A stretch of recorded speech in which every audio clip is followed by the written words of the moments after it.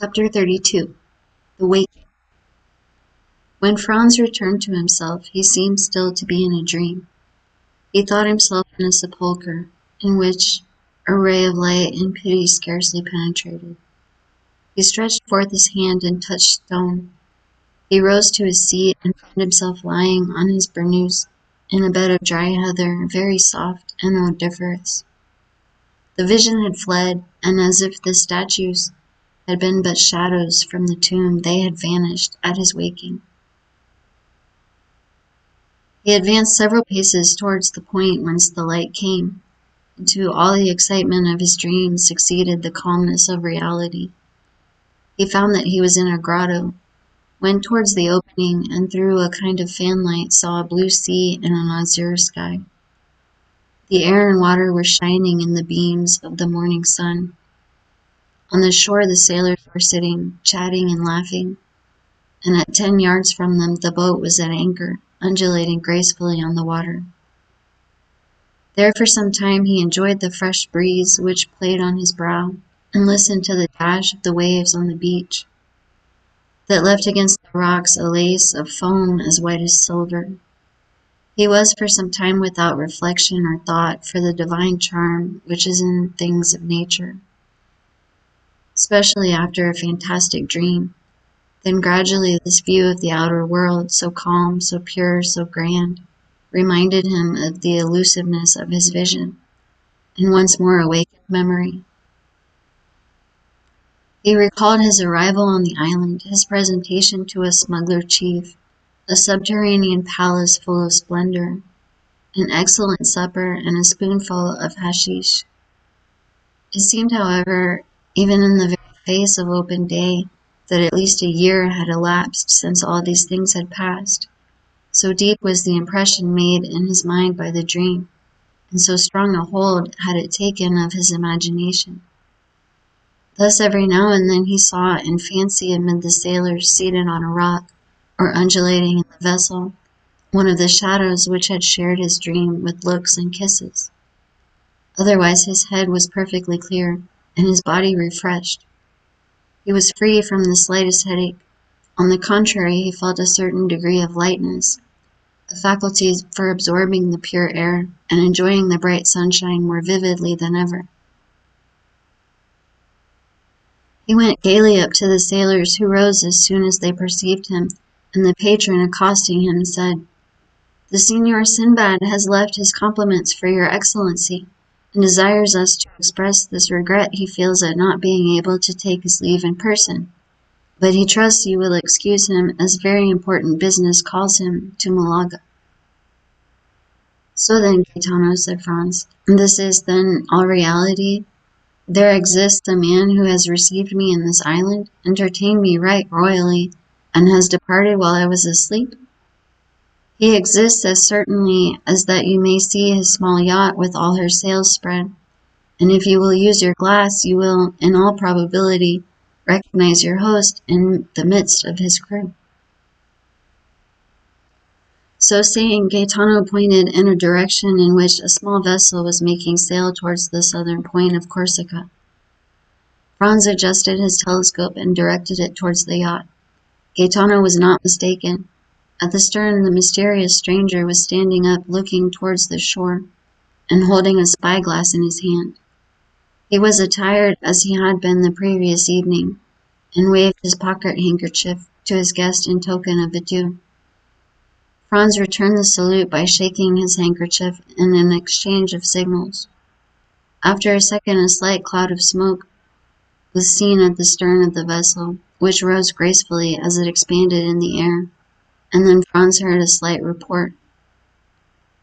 "There, do you hear?" observed Gaetano. "He is bidding you adieu." The young man took his carbine and fired it in the air, but without any idea that the noise could be heard at the distance which separated the yacht from the shore.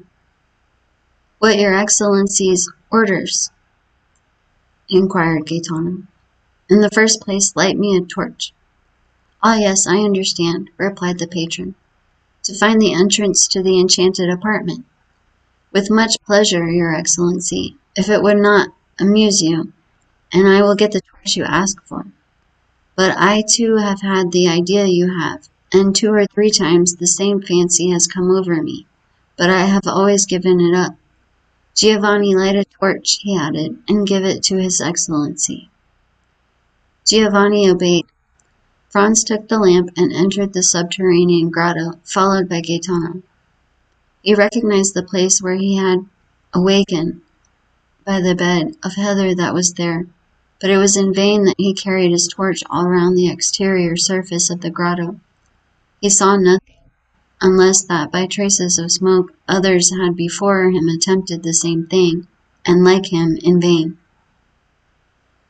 Yet he did not leave a foot of this granite wall, as impenetrable as futurity, without strict scrutiny.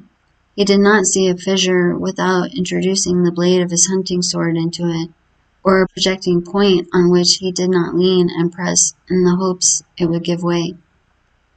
All was vain, and he lost 2 hours in his attempts, which were at last utterly useless.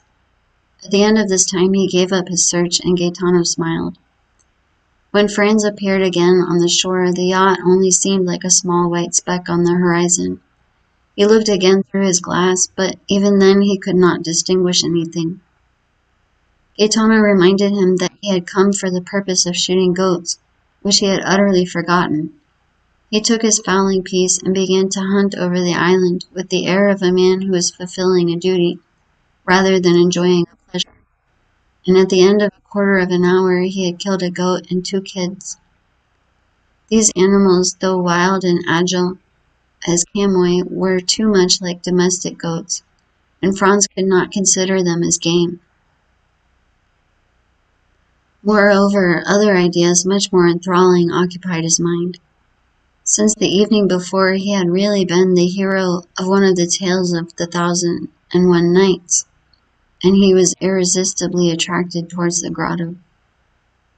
Then, in spite of the failure of his first search, he began a second, after having told Gaetano to roast one of the 2 kids.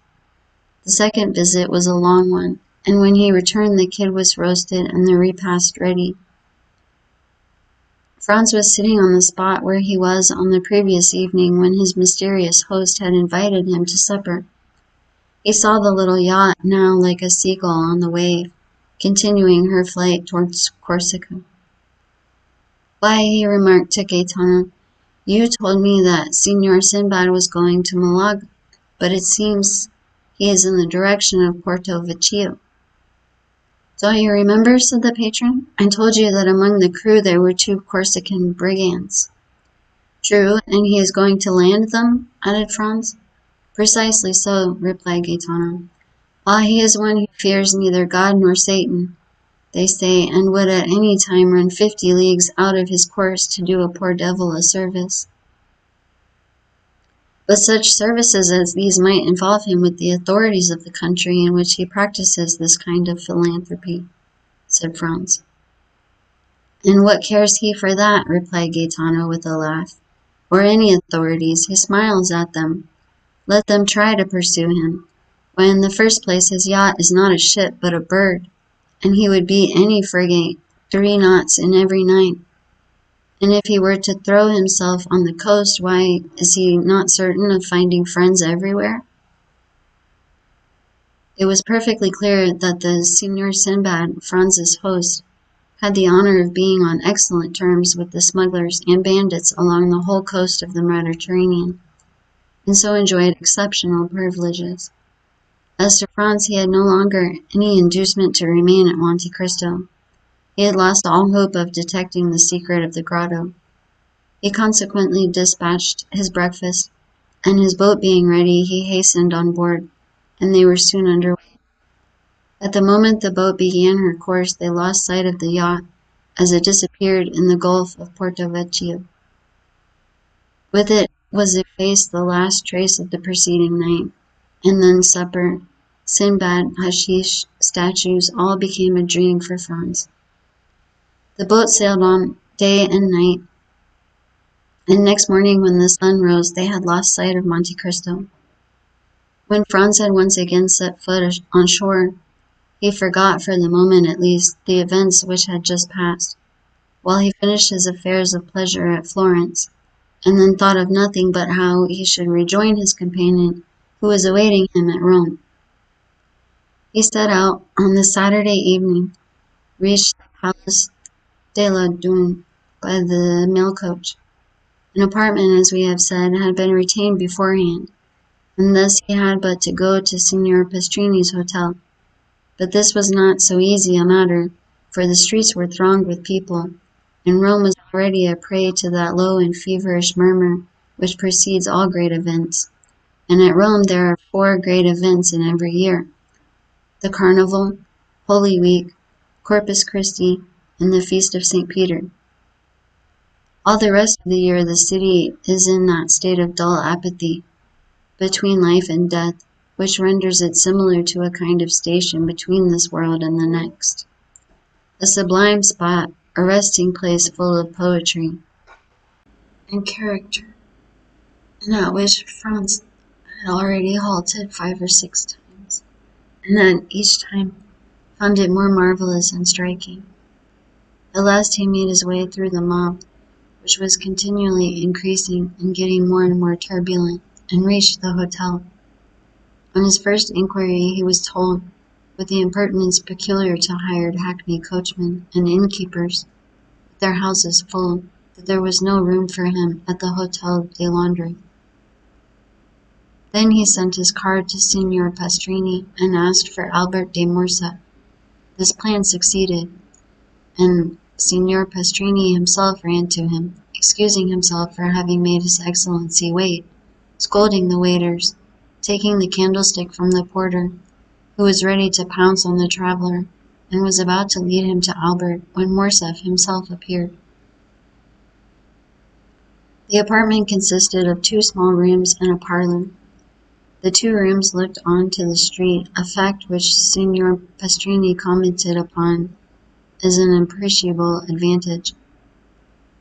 The rest of the floor was hired by a very rich gentleman who was supposed to be a Sicilian or a Maltese, but the host was unable to decide to which of the 2 nations the traveler belonged. "Very good, Signor Pastrini," said Franz, "but we must have some supper instantly, and a carriage for tomorrow and the following days." "As to supper," replied the landlord, "you shall be served immediately, but as for the carriage—" "What as to the carriage?" exclaimed Albert. "Come, come, Signor Pastrini, no joking, we must have a carriage." "Sir," replied the host, "we will do all in our power to procure you one, but this is all I can say." "And when shall we know?" inquired Franz. "Tomorrow morning," answered the innkeeper. "Oh, the deuce, then we shall pay the more, that's all. I see plainly enough. At Drake's or Aaron's one pays 25 livres for common days and 30 or 35 lire in day more for Sundays and feast days. Add 5 lire a day more for extras, that will make 40, and there's an end of it. I am afraid if we offer them double that, we shall not procure a carriage. Then they must put horses to mine. It is a little worse for the journey, but that's no matter. There are no horses." Albert looked at Franz like a man who hears a reply he does not understand. "Do you understand that, my dear Franz? No horses?" he said. "But can't we have post horses?" "They have been all hired this fortnight, and there are none left but those absolutely requisite for posting." "What are we to say to this?" asked Franz. "I say that when a thing completely surpasses my comprehension, I am accustomed not to dwell on that thing, but to pass to another. Is supper ready, Signor Pastrini?" "Yes, Your Excellency." "Well then, let us sup." "But the carriage and the horses?" said Franz. "Be easy, my dear boy. They will come in due season. It is only a question of how much shall be charged for them." Morcerf then, with that delighted philosophy which believes that nothing is impossible to a full purse or well-lined pocketbook, supped, went to bed, slept soundly, and dreamed he was racing all over Rome at carnival time in a coach with 6 horses.